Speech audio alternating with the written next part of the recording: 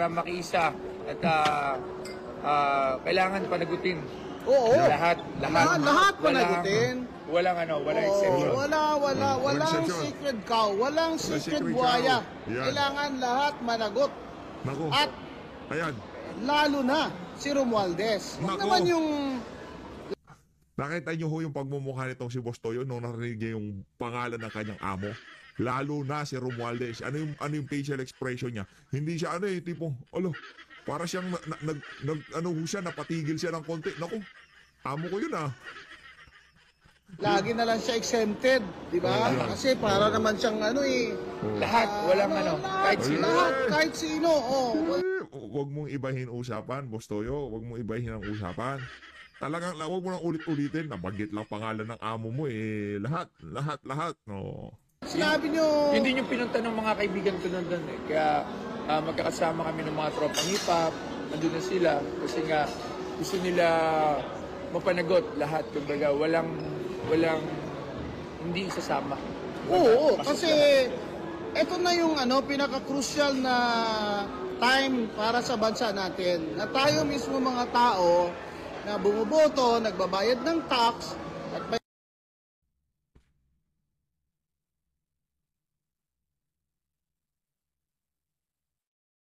time para sa bansa natin. Na tayo mismo mga tao na bumuboto, nagbabayad ng tax, at may mga anak tayo at mga apo, ay tayo mismo ang nagde-demand sa ating gobyerno at mga ahensya ng gobyerno na kagaya ng DOJ, di ba? Ombudsman, na lahat.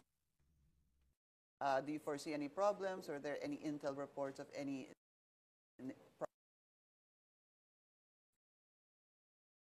dapat managot.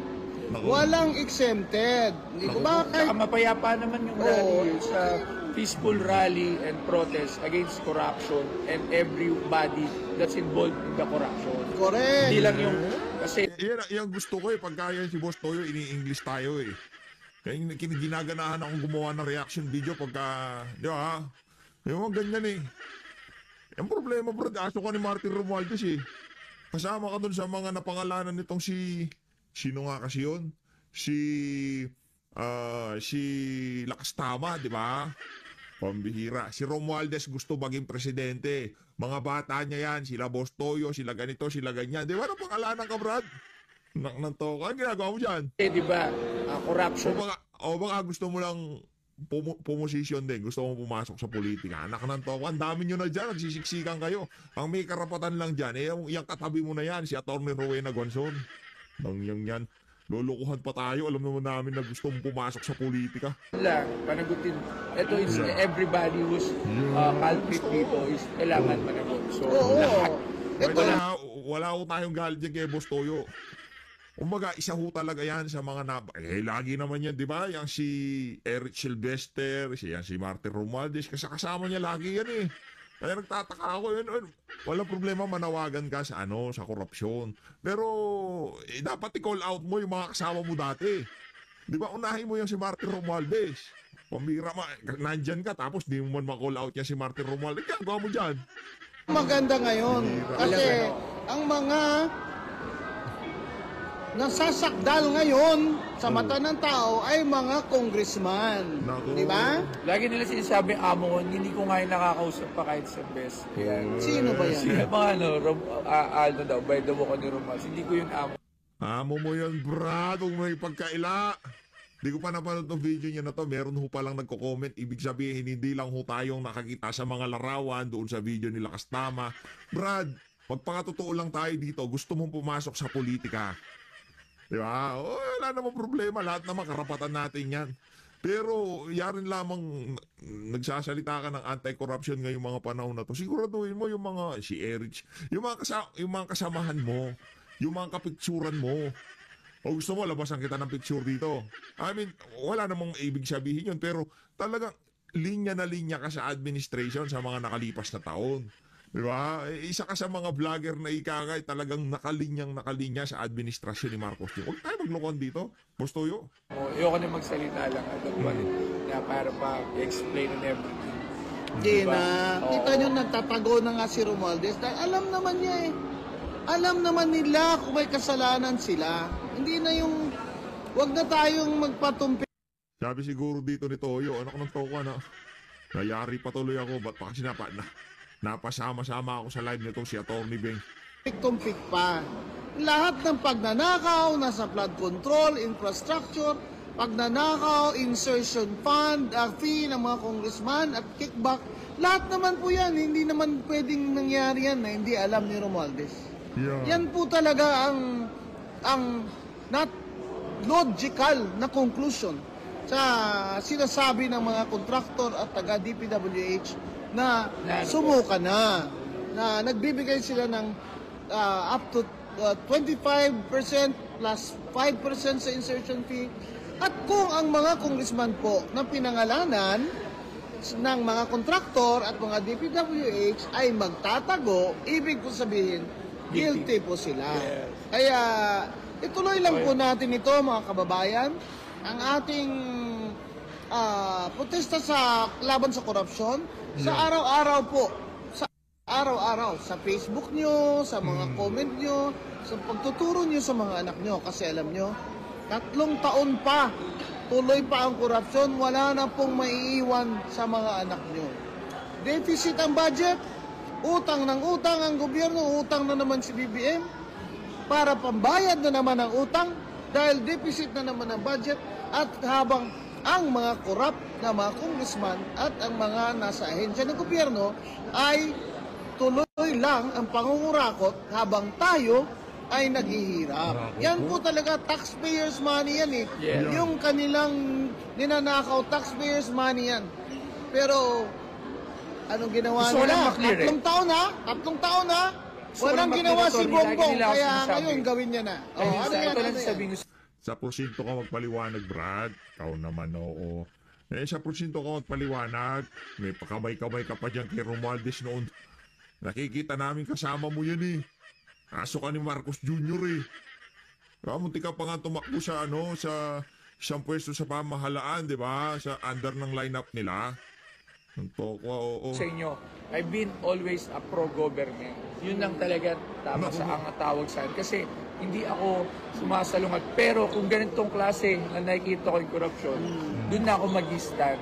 I've always been abiding citizen. Lagi ako sumusunod kung ano ang binibigay ng gobyerno. Yun talaga kasi ako eh. Kasi Sobra na. I'm a businessman, kailangan ko, hindi ako gumawa ng mga bawal. Pero ngayon, na nandito tayo, nakita natin, nasaksiyan na natin yung iba't ibang kwento na lumabas sa Senado, sa Kongreso. Sobra na. Doon na, hindi na para manahimik, hindi na para sumunod. Oo. Kaya nga nandito tayo ngayon is to stand on our own at para may paliwanag din at mahingi din at makita din natin ano ba talaga. Obvious naman, it's very obvious that we've been robbed. Oo, tama. It's very obvious eh. So, Inakawan nila tayo. totoo yun. So, yun lang naman yun. It's not walang amo, walang boss, wala. It's for the people. Hindi, yung boss ni Boss Toyo, yun eh. Di ba, Boss Toyo? Ano yung mo, kausapin mo yung boss mo? Kitang-kita naman namin niya sa mga, hindi ba yung pakikisama, ha? Iba yung hindi paggawa ng masama. Anak ng tokwa, kasama mo dati yung mga yan eh. Picture-picture pa yan. Pag may ibet, dalo-dalo ka pa dyan. Oh, isa ka sa pinangalanan nitong si Lakas Tama. Pero wala tayong problema dyan, ha. Palakpakan natin. Yan ang tawag ito, yan si Boss Toyo sa ginagawa niya na yan. Pero kagaya rin na sinasabi natin sa ibang mga artista, mga TV personalities, kapag sinabi niyong anti-corruption kayo, ikaw laut nyo si Martin Romualdez. Kung magsasalita-salita kayo dyan, noong panahon noong nakaraang buwan meron pa kayong pa jet to holiday na nalalaman. Wala namang ginagawa sa inyo yung si Tatay Digong, nasa Dahig, Netherlands. Ngayong garapalan ng korupsyon, di nyo magawa ng jet to holiday?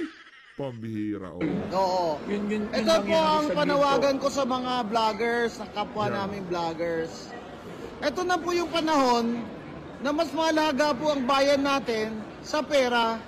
Yan. Pag sila po'y nag-alok sa inyo na ipagtanggol nyo sila, mag-refuse na po kayo. Kasi po,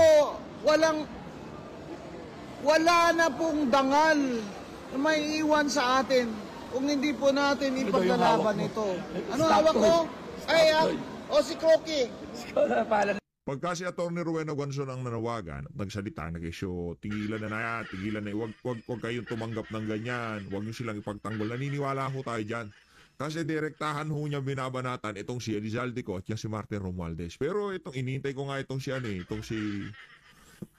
si Bustoyo, baka banatan. Attorney. Si Crocky. Asa si Sir Jack pala? Ay, wala pa. Nasa si Jack? Shout out mo si Tito Chabit. Manong Chabit. Manong Chabit, ayan. Hindi ako nakapunta nung press con. Sayang talaga. Na-invite niyo na ako way before pa eh. Punta tayo kay Manong Chabit. Punta tayo. Ayan, Manong Chabit, ayan. Kachat ko siya kahagabi. So, Ito ibibiding ito sa kay Boss Toyo, ibibiding, pipirmahan ko dito. Bibiding ito Ayan, At ayan, ang mariraise na pera ay bibili ng wheelchair ng batang may cerebral palsy. Ayan, Bisita ka sa Crocky. All-Star. Bisita ko doon. Tapos tingnan nyo, may diamonds, daming diamonds, 400 billion. Nandito po. di ba, Nandito po yung mga, mga... Invite niyo na lang sila to Ayan. come here. yes. Ha? Ako, sa mga followers ko, Okay, walang problema dyan. Okay sa atin yung mga panawagan na yan, pero mas mainam kung i-call out nyo rin ito si ang tawag dito, si Martin Romualdez. Dito na ho tayo kay John Vic Remulla, Gabe. Naku, nagpanik si John Vic. Sabi siguro ni Coca, anong ginagawa ni John Vic? Patawag si John Vic. Nako po. Wala, pati kayo damay dyan, Brad. Mga Remulla, mga ano kayo mga aso kayo ni Marcos Jr. Gusto din maging senador itong mama na to Ayan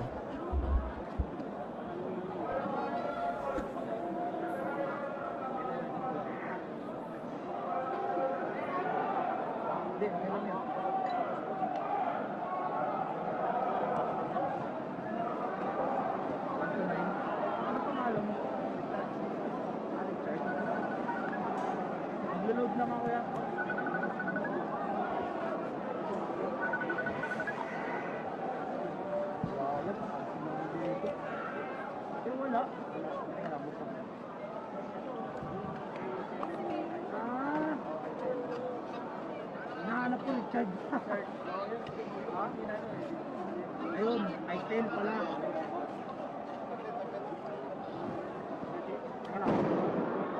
Nako. Ano ka pa dyan Sa mga tao yun. Yung mga imbis na atupagin na lang ng mga tao dyan yung mga rallyista nakidagdag ka pa dyan, John Vic. Ano naman kasi ginagawa mo dyan? Wala ka nang pakinabang dyan, nangya ka. Malis ka na dyan. Bira talaga. Hindi, bawal yung bato ng kirga sa mga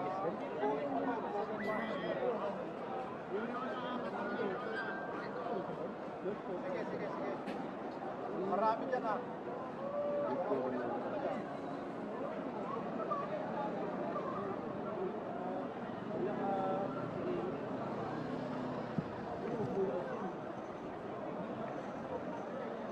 Nag-uumpisa pa lang ho tayo, mga kababayan. Nag-uumpisa pa lang ho tayo. Nako. Pagka-rallyista, gumagana jammer. Pagka kay John Vic Remulla, okay lang Galing Ayun na nga ho mga kababayan, isa ho yan sa mga nangyaring tagpo dyan sa pagsugod ng mga rallyista dyan sa Mindiola. Ngayon naman mga kababayan, dako ho tayo dito sa interview nitong si Ma'am Pinky Web. Panoorin ho natin mga kababayan. Sabi naman nila, so far wala. Pero yung mga ganito, kahit papano, would you say that would be expected in a very highly charged situation? Yeah, in a very highly charged situation. Plus, you must, they probably saw also footages of what happened in Nepal, in Jakarta, even in Paris, and now in Belgrade, in Serbia. No? So siguro na yung gaya-gaya rin, no? Tsaka yung talagang galit ang tao, we have to accept that. No? Yeah. Pero yung galit na Tama naman yung iba dyan, hindi natin malaman. Gusto lang yung iba. Masaya ho tayo na nagkakaroon ho talaga ng malawakang mga pagkilos, pero sana para sa mga lalabas dyan, isa puso, no? Isa diwa ho natin yung mga pinaglalaban natin. Yung mga kabataan na kesyo ang sinisigaw daw ho nila, kalayaan. Kalayaan sa korupsyon, pwede naman. Wala ho tayong problema dyan. Pero mas mainam na talagang alam ng bawat isang mga dumadalo sa mga pagtitipon na yan kung ano ang ating mga pinaglalaban. Yun lang naman ho mga kababayan. Na dadalin kasi sa ganyang klaseng violence, of Well, course. hindi tama yon, especially yung ating Christian character, no? Parang hindi...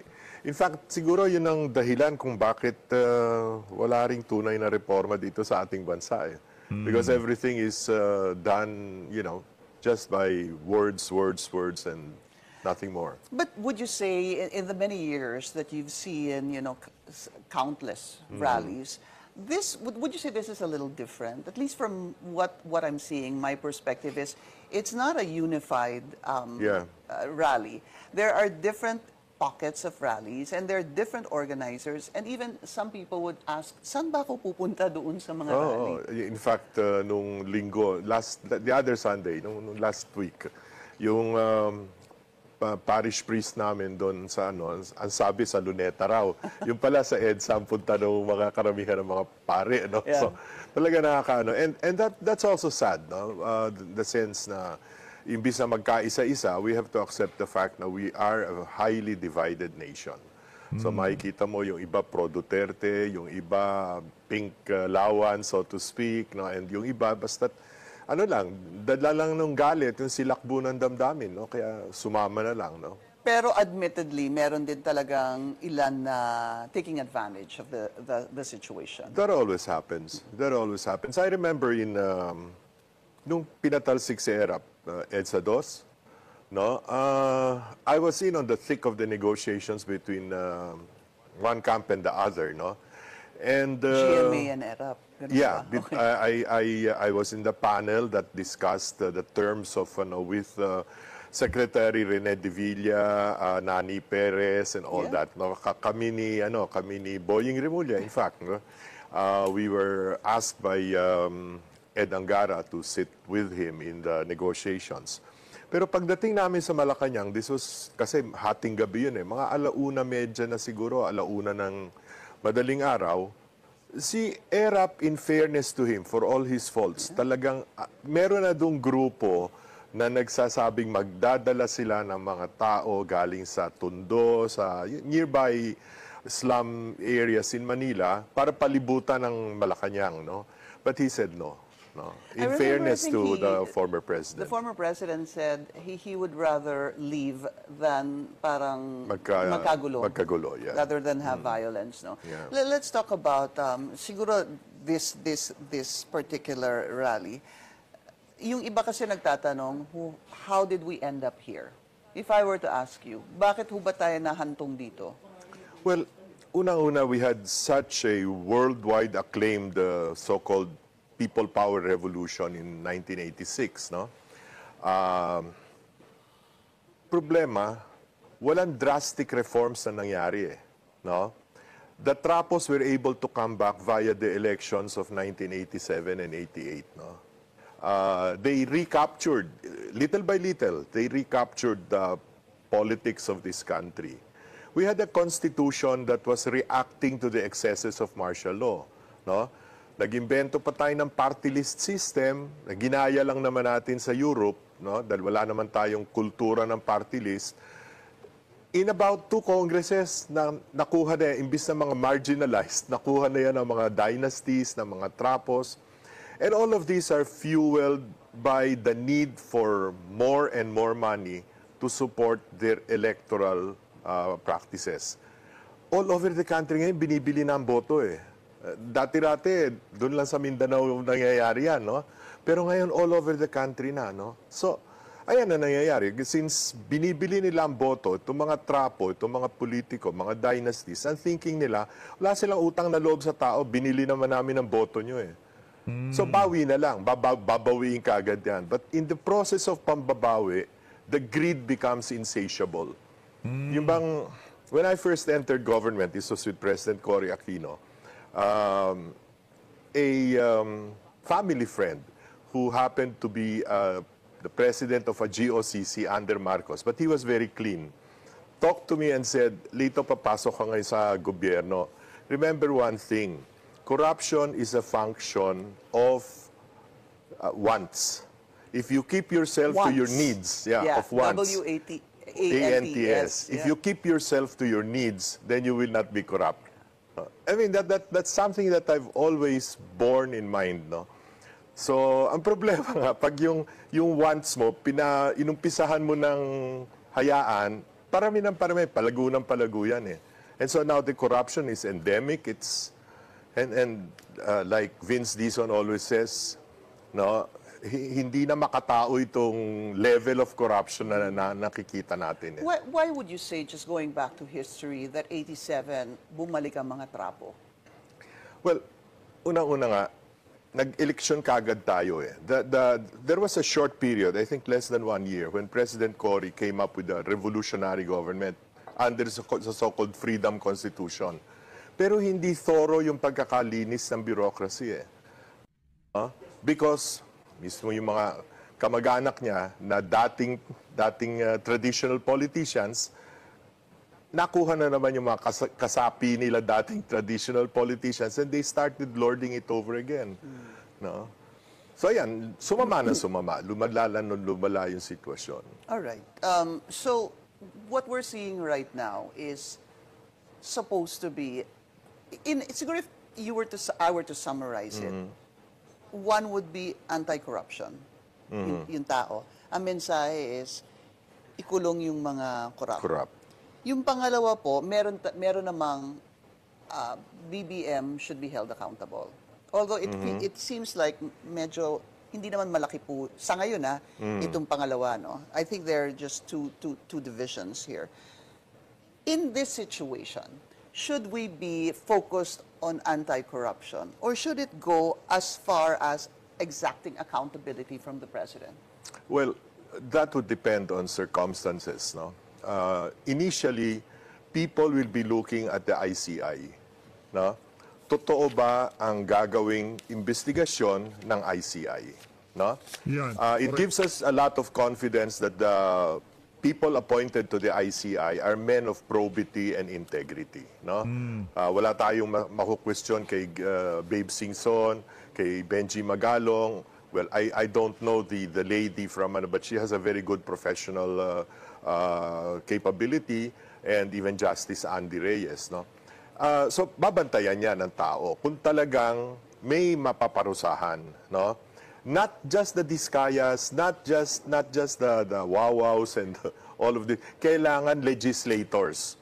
Kailangan ang hinahanap po ng mga ordinaryong Pilipino, dugo hinahanap. Pagka sinabi nating dugo, yung mga politiko, ayun nung hinahanap nila, di ho sila naghahanap ng kontraktor. Kasi kung kontraktor lang ang hinahanap nila, naibigay na di ba? Na contempt na yung mga Diskaya, binaboy na sila sa social media, mainstream media, sa lahat ng forum, binaboy na yung mga tao na yun. Bakit di tumitigil ang tao? Kasi naghahanap po sila ng dugo. Nandito sila ngayon para sa dugo. Kanino dugo? Dugo ng mga magnanakaw na politiko.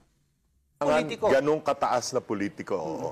Pag hindi, lalaki uli yan. So, hindi magiging satisfied ang publiko kung DPWH lang at contractors ang No. sampahan ng reklamo at Despite pakulong. all the admirable efforts of our friend Vince Dizon, no, hihingi ng tao pa rin na sa legislature, no, whether both houses or one house, merong tamaan. Because totoo naman kasi it's the provider of funds. No?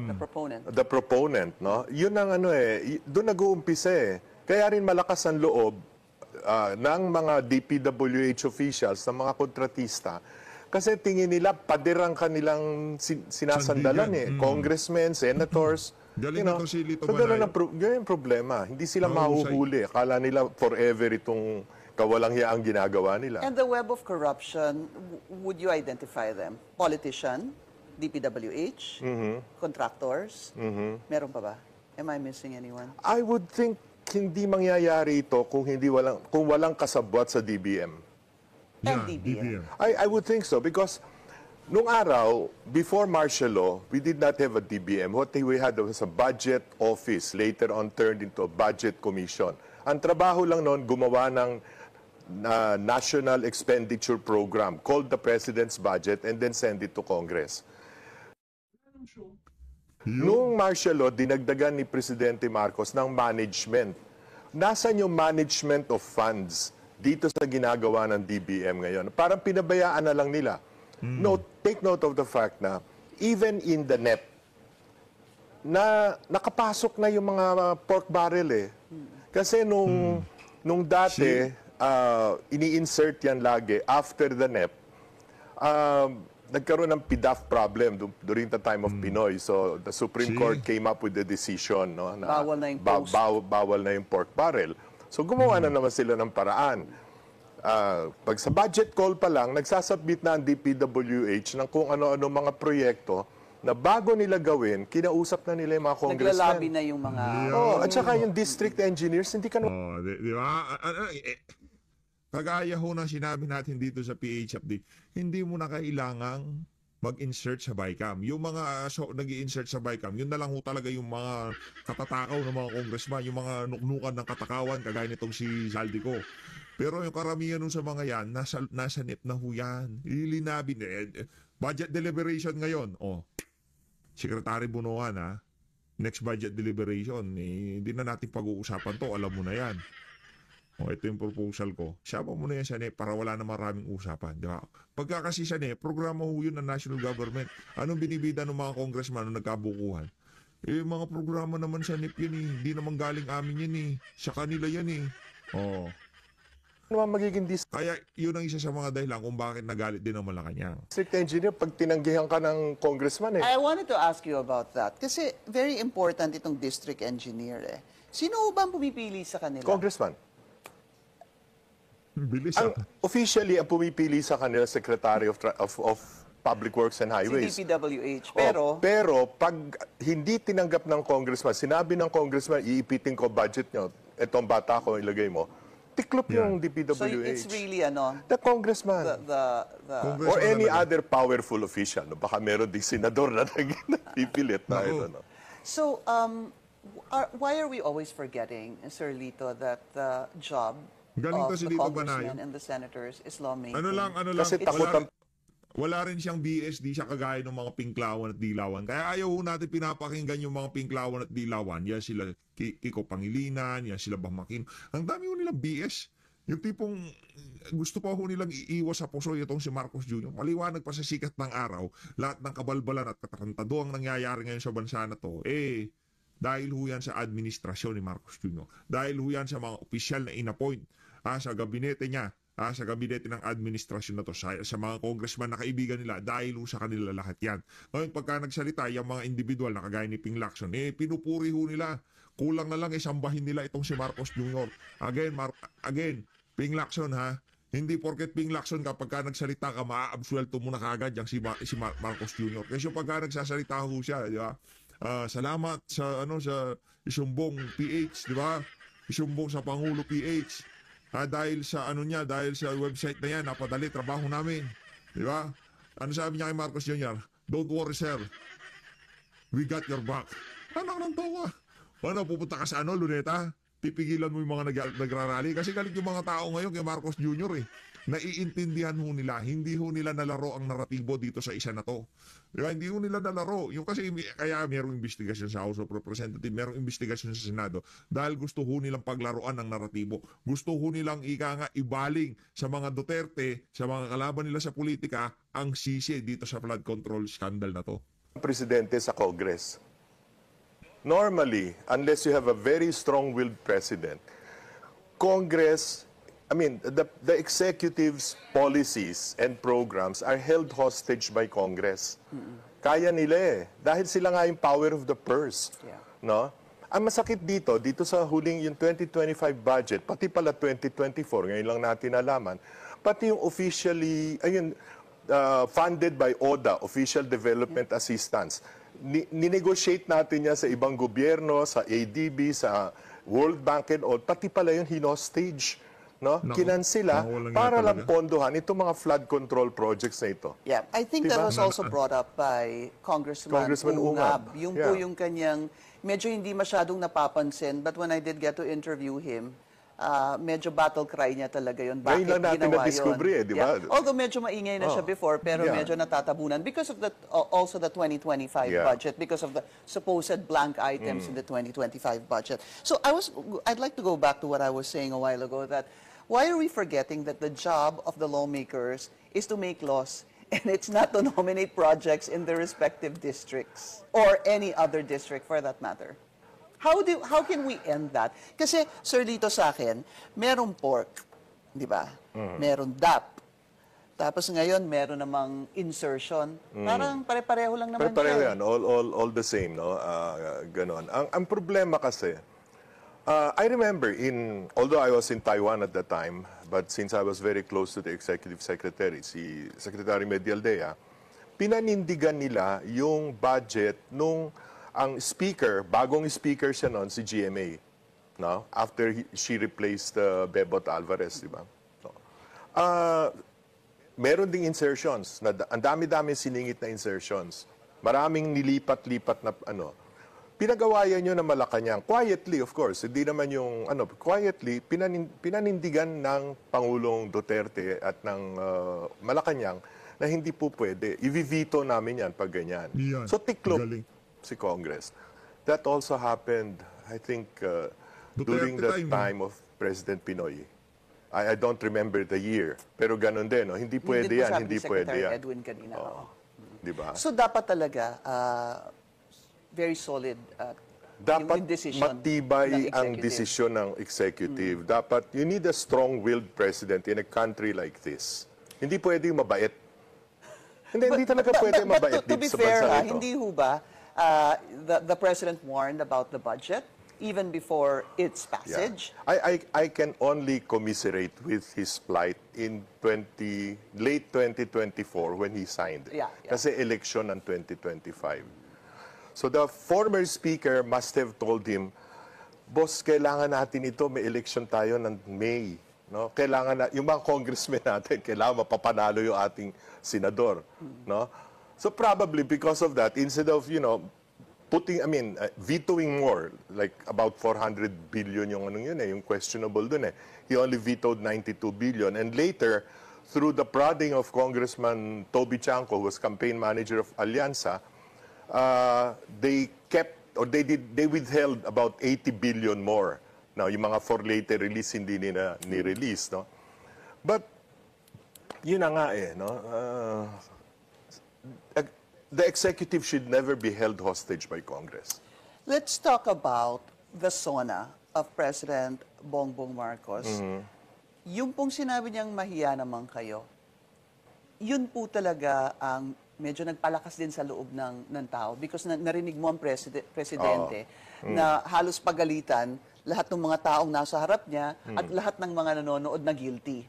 So, that emboldened, I guess, the public. To add on to that were Yeah. the 3 typhoons together Yeah. with the Habagat that hit many parts of Metro Manila. So sabi nga niya, mahiya naman kayo. Sorry, that was around that time. Should the president also be given points or Yes, props definitely. for saying that Oo. and saying that in Congress in front of the people who might be guilty? Na ang una-una nagpalakpakan yung mga hipokritong congressmen na sila mismo, sila yung nag-insert. But anyway, forget that. The point is, palagay ko totoo yung galit ni Presidente, miski noon hanggang ngayon. No? Ang problema, bakit ang tagal ng aksyon? Yan. Bakit pinabayaang mag-fester itong situation? No? Bakit hindi agad-agad tinawag yung DPWH Secretary at that time, Secretary Bunuan? At anong kagaguhan nito? Anong kalokohan nito? And then he started chopping heads. No? Alam mo naman kagad kung nasa ng problema. Bulacan, Pampanga, di ba? No? Yun na nga, yun ang problema. Well, you have to give it to him. Talaga mabait yan. Siguro, conflict averse. As we keep saying, no, si Presidente. Mabait. Pero ngayon, Mabait sa mga kurakot. Anak ng toko, harapan ng ninanakawan ng sambayan ng Pilipino, mabait pa rin ng gago. Raulo talaga tong si ano. Diba, nakakagalit to eh. Paano mo, hindi mo pwedeng gawing excuse yung mabait ka? Hindi mo pwede yun mga kababayan. Hindi pwedeng gawing palusot na mabait ka, kaya humaba ng ganyan, kaya nanakawan ng kaban ng sambayan ng Pilipino. Kung mabait ka, edi magpari ka, anak ng tokwa, umalis ka dyan sa Malacanang. Kawawa sambayan ng Pilipino. Diba? Mabait daw eh. Ang tokwang. Lumaki na lumaki tuloy yung problema, no? Galit na ang tao, especially when Congress reopened and the Senate started investigating the Discayas, all of these, the Wawaws and the Sims and all that, no? And the DPWH engineers, yeah. Yes, so sa mga DPWH engineers. Hindi ho ba para sa inyo, what is your feel? And as a political strategist, is it enough for now that there is a House hearing that has not had its next hearing after about 7 or 10 days? Ibig sabihin, hindi pa po siya nagpapatuloy, number one. Sapat na ho ba na may House hearing na posibleng magpatuloy? A Senate hearing that is headed by Senator Ping Lacson that will continue, and you also have the ICI. Okay, the Senate hearing has more credibility, much more credibility than the House hearing because it's led by Senator Ping Lacson, who, as we very well know, has not accepted pork barrel for Hindi dahil si Ping Lacson ang chairperson ng Blue Ribbon Committee. Dahil ika nga sa mga nakalipas na panahon, talagang ang Senado nakikita na hindi ho basta-basta makontrol yung tipong ika nga pagka iwas ho sila sa korupsyon, di ba? Lalo na nung panahon nitong si dating Pangulo Rodrigo Duterte, iwas ho sila eh. Kasi ano ho sila tatakot ho silang gumawa ng kalokohan at kung gagawa man sila, hindi ganun kagarapal. Hindi kagaya ng mga congressman ang daling mamili ng boto sa probinsya di ba? Pero pagka senador, nationwide ho kasi yan eh. Mahirap pong gumawa ng kalokohan niya, talagang tatandaan ka nila. Lahat ng spotlight nasa inyo. Nasa na yung congressman na nanonood ng sabong. Tapos na issue. Pero kung senador yon, hanggang ngayon, meme ka pa rin sa social media. Ganun ho katindi pagka senador. years and years Standard, that he was mas a mataas. senator. Pero yung congressional hearing should immediately fold up. That TRICOM, tingnan mo yung mga yung chairman ng TRICOM, bata ni Saldico yun eh. Because his party, which used to be owned by El Rey Villafuerte, was sold to Saldico. So yung Emperor of Bicolandia, he still calls the shots. So tiklop na sila, bayaan na nila yung ICI. And I would also suggest na